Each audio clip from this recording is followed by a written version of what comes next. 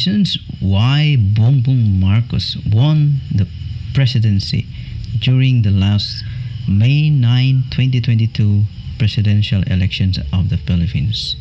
So welcome to our topic this day about God's hand in the affairs of earth. Bakit nga ba nanalo si Bongbong Marcos? Is it because of the people who vote for him? Number 2, ito ba'y dahil sa swerte or luck? Or pangatlo, is it the will of God? So, we will try to see and understand why some men falls and others succeed. And I believe that the hand that guided the kings in ancient Bible times ay siya ring nangunguna, nag-guide sa ating panahon kung sino ang ilalagay niyang maging leader ng ating bansa.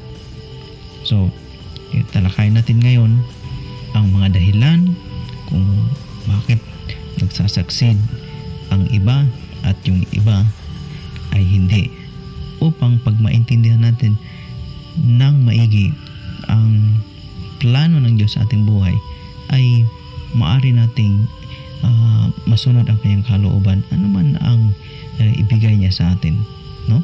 Now, if you see and look at the world history, maraming mga pangyayari, mga events na parang masasabi nating extraordinary, mga events na kahit yung mga taong involved doon ay nakakasense sila that there may be something that is guiding them, directed their footstep upang ma-achieve yung iniisip nila na imposible.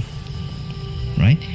So, in this example, we'll try to look at the briefly at the life of King Cyrus of Persia. Paano siya naging naka-achieve ng kanyang political career as King of Persia.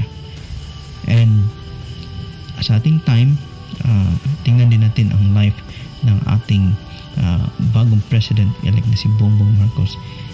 I'm not saying na magkapareha sila ni King Cyrus, but ang principle ang gusto kong i-brought out na anong principle bakit si King Cyrus ay nilagay sa kanyang posisyon. Yung mga leaders, yung mga kings, anong prinsipyo na nasa Bible na kung bakit sila ay nandyan at bakit yung iba ay inaalis.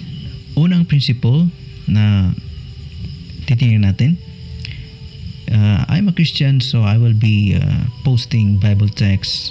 I'm not saying that you kahit ano man ang inyong mga religious affiliation, but we do all have the same Bible, so you can follow me along and read the text also kung meron po kayong sariling mga Bible. First principle here is Daniel 2:21. It says, "And he changed the times and the seasons. He removes kings and sets up kings. He gives wisdom unto the wise and knowledge to them that know understanding." So ang Diyos ay nagbabago ng panahon. Maaring ikaw ay nasa ilalim ngayon, sa susunod ikaw naman ang ilalagay sa taas. Maaring hindi natin gusto ang namamahala sa atin ngayon, darating panahon tatanggalin yan at ilalagay niya ang bago. At bibigay siya ng wisdom at kaalaman yung willing na matuto. Pangalawang principle is magko-quote ako sa isang book ng Prophets and Kings ng isang kilalang American author noong 18th century na nakasulat ng napakaraming books at isa siya sa pangalawang mga most translated American author. Sa kanyang book na Prophets and Kings, ganito ang sabi: "The power exercised by every ruler on the earth is heaven imparted, and upon his use of the power that's bestowed, his success depends." Ano daw? Ang kapangyarihan na pinanghahawakan ng mga namamahala, namumuno dito sa ating mundo ay bigay ng langit. At kung paano niya ito ginagamit kanyang kapangyarihan, nakadepende ang kanyang success, kanyang tagumpay. Pangatlong principle na gusto kong i-share sa inyong mga kaibigan, righteousness exalts a nation. Yan ang sabi sa Proverbs 14:34, no? At sa 16:12, the throne is established by righteousness. Ang pagiging matuwid ang siyang nag-iisa ng isang bansa. Ang kapangyarihan or trono ay na-establish, napapatibay sa Panginoong katwiran at ang pagiging maawain. So kapag ito ay ating naging principle, no? Titingnan natin na maaring mag-succeed ang namumuno, ang ruler, at maari din siyang hindi mag-succeed kung itong mga principles na ito ay hindi sinusunod. Ngayon, let's try to look and see in the life of King Cyrus kung nagawa ba niya itong tatlong principle. It's amazing to know, mga kaibigan, that Cyrus, the king of Persia, was mentioned in the Bible 150 years before he was born. So 150 years, hindi pa siya pinanganak, binanggit na siya. Ito ay mababasa natin in Isaiah 45:1-3. Sabi ito, binanggit talaga yung pangalan niya. Thus says the Lord to His anointed, to Cyrus, whose right hand I have hold to subdue nations before him. I strip kings of their armor, to open doors before him, and gates that cannot keep close. I myself will go before you, and he will make the mountains level. I'll shatter bronze doors and cut through iron bars.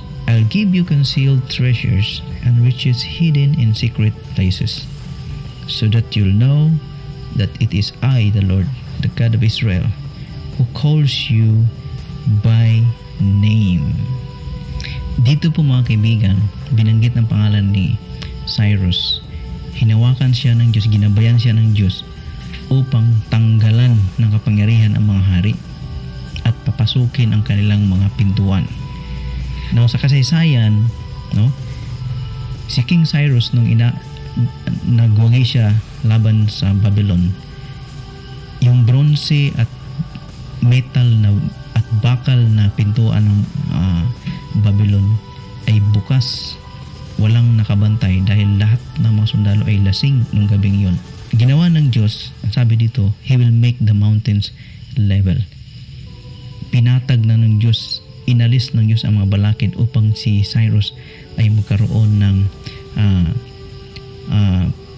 pamamahala na ready na. So this will make sense kasi kung titingnan natin ngayon sa ating panahon, si Bongbong Marcos ay parang pinauna sa kanya ang unang administration ni President Duterte. Pinatag muna ang mga balakid upang mapagpatuloy ang mga gawain. At ito pa, di ba binanggit dito, I'll give you concealed treasures and riches hidden in secret places. Ang Pilipinas po ay mayaman tayo sa ginto. Mayaman tayo sa natural resources. Ganon din sa panahon ni King Cyrus. Binigyan siya ng means ng masasabi natin ngayon na treasures na magagamit sa kung ano ang purpose ng Panginoong Diyos sa kanya, di ba? So sa ating time ngayon, hindi ka makagawa ng isang bagay kung wala kang magagamit na means. So ano bang purpose kay Cyrus? Bakit siya binigyan ng treasures ng Panginoon? Sabi dito, for the sake of Jacob, my servant Israel, my chosen, I've called you, and he has established you with a name, although you have not acknowledged me. So, may purpose ang Panginoon kay Cyrus para sa alagad ng Panginoon na is Israel. Ano bang purpose ng Diyos kay Israel? At ginamit niya si Cyrus na upang matupad ito. Dito po mga kapatid, ito po ang purpose ni Cyrus na binanggit ng Panginoon in Isaiah 44:28. who says about Cyrus, "He's my shepherd. He'll carry out everything that I please. He'll say of Jerusalem, let it be rebuilt. And of my temple, let its foundation be laid again." So, explain ko lang konti mga kaibigan. Si Cyrus ay tagabantay ng Diyos upang gawin ang kalooban ng Diyos tungkol sa Jerusalem. Anong gagawin sa Jerusalem? Rebuilding of Jerusalem. Rebuilding of the temple. Kasi nga nasira ang temple ng Jerusalem. Sinira ni King Nebuchadnezzar. Now sa ating time, kung titingnan natin ang programa ni President Duterte, build, build, build. Di ba? Walang ibang mga presidenteng dumaan na napakatindi ang programa ng build, build, build program. Mga kapatid, ang principle na ito ang gusto ng Panginoon, na kapag siya may pinili na pangulo na kanyang inaatasan na ito ang gawin mo, no? Dapat tuparin natin yun kasi yun ang kalooban ng Diyos. Doon magdepende ang success ng isang pangulo. Kasi Cyrus, mga kapatid, tingnan natin sa kasaysayan, ginawa ba ito ni Cyrus itong kalooban ng Diyos para sa kanya? Noong 6th century BC, si King Nebuchadnezzar, hari ng Babylon, inatake niya ang Jerusalem. Actually, 2 beses. Unang panahon,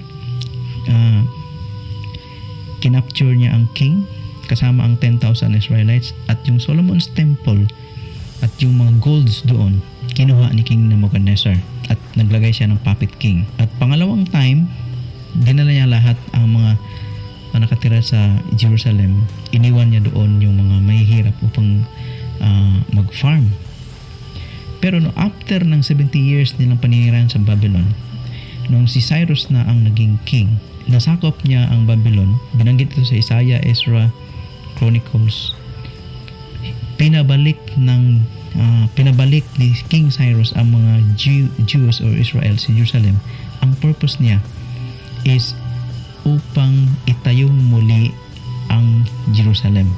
In fact, pinalik nga ni King Cyrus ang mga inagaw ni King Nebuchadnezzar na para sa gamit sa pagsimba ng mga Hudyo, no?